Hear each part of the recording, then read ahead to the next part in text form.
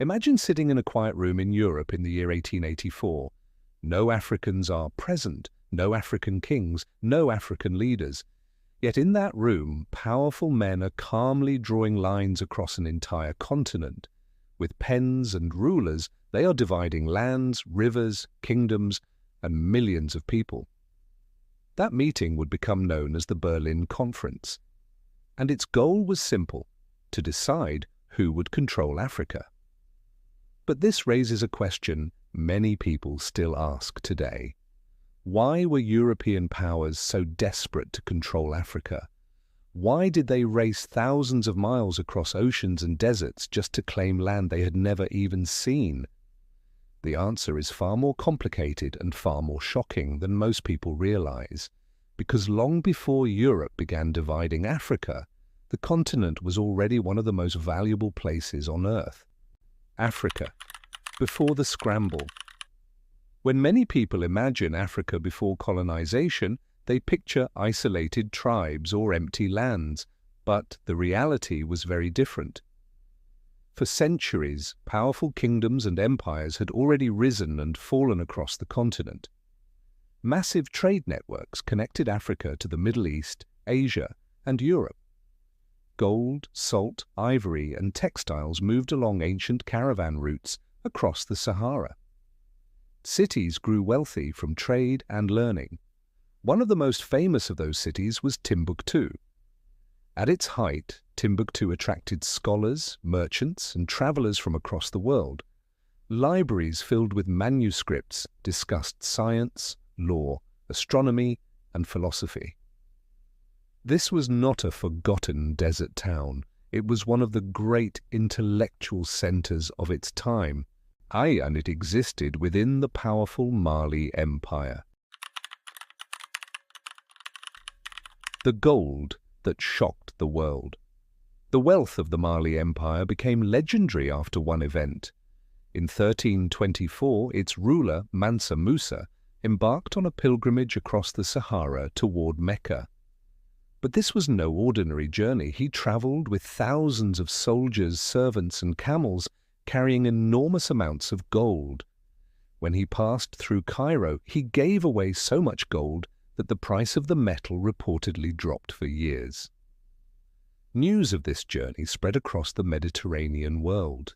European mapmakers even began drawing the king of Mali on maps, sitting on a throne and holding a giant piece of gold. Suddenly, Africa was no longer just a distant land. To many Europeans, it became a place of unimaginable wealth. A continent rich in resources. And the gold was only the beginning. Across Africa, enormous natural resources were waiting to be discovered or exploited. Gold deposits in West Africa, ivory from vast elephant populations, rubber from tropical forests. Later, diamonds and other minerals would be discovered in huge quantities. During the 1800s, Europe was undergoing a massive transformation known as the Industrial Revolution. Factories were expanding rapidly, machines were being built, railways were spreading across continents, but those machines needed raw materials. Rubber for tires and industrial belts, metals for construction and tools, precious minerals for trade and wealth. Africa suddenly became one of the most attractive places on Earth for industrial powers searching for resources. But resources alone were not the only reason European powers wanted Africa. Geography also played a crucial role. Look at a map of the world. Africa sits directly between Europe, Asia, and the Americas. Controlling parts of Africa meant controlling important sea routes used by global trade. One location in particular became incredibly important: the Suez Canal. Opened in 1869, the canal created a shortcut between Europe and Asia. Ships could now travel from the Mediterranean Sea to the Red Sea without sailing around the entire African continent. This route drastically reduced travel time and costs. For the British Empire, which controlled vast territories in India and Asia, protecting the canal became essential. Whoever controlled this route could influence global trade. And controlling parts of Africa meant controlling that power. competition between European powers. As the 19th century progressed, several European nations began exploring deeper into Africa. Explorers mapped rivers and territories, missionaries established religious missions, traders built small settlements along coastlines. But these early ventures soon turned into something much bigger. European powers began competing against each other. Britain, France, Portugal, Belgium, Germany, Italy. Each country feared that if they did not claim African land quickly, their rivals would take it instead. This intense competition created a race to claim territory as fast as possible. By the early 1880s, tensions between European nations were rising. Countries were claiming land in Africa without clear boundaries. Conflicts were beginning to emerge between European powers themselves. So Germany's leader invited the major European nations to a conference in Berlin. That meeting became the Berlin Conference. Over several months, European diplomats negotiated how Africa would be divided. But here's the shocking truth. No African rulers were invited to the meeting. No African representatives had a voice. An entire continent was being carved up by foreign powers. Lines were drawn across maps. Territories were assigned. And the race to control Africa officially began. The consequences. Over the next few decades, European armies pushed deeper into the continent. Many African kingdoms resisted fiercely. Some managed to fight off colonial forces for years. One famous example occurred in 1896, when Ethiopia defeated an invading Italian army during the Battle of Adwa.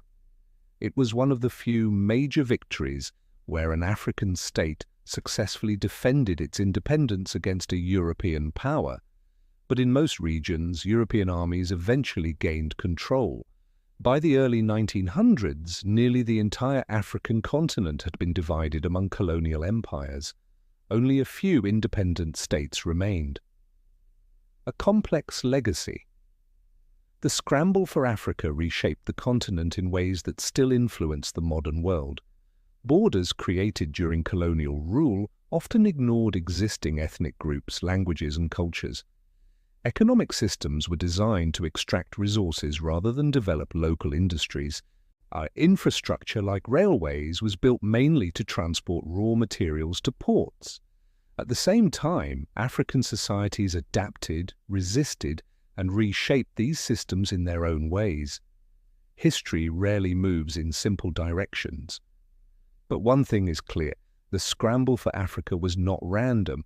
It was driven by a powerful combination of resources, strategic location, and global competition. The bigger question. Today, when people ask why European powers were so obsessed with Africa, the answer lies in that combination: wealth beneath the ground, trade routes across the seas, and rival empires competing for global power. Africa was not ignored by the world. In many ways, it was one of the most important regions on Earth, and the decisions made during that time continue to echo through history.